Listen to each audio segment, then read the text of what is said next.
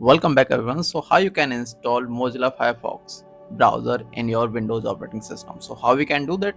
First of all, open the Edge browser. Okay, you have opened the Edge browser. Now search here Firefox browser, Firefox download. Okay, when you search here the Firefox download, you can see the first link here. Okay, click on first link. When you click on first link, this is the official link. So click on download now, and now we have downloaded the setup. Just double click on it, the setup. Okay, I have clicked the setup and it asks for your permission. Say yes, and now you can see the setup is installing, so just wait.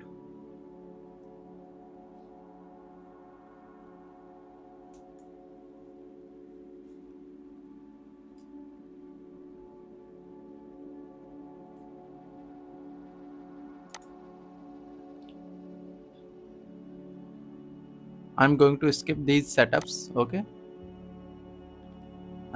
skip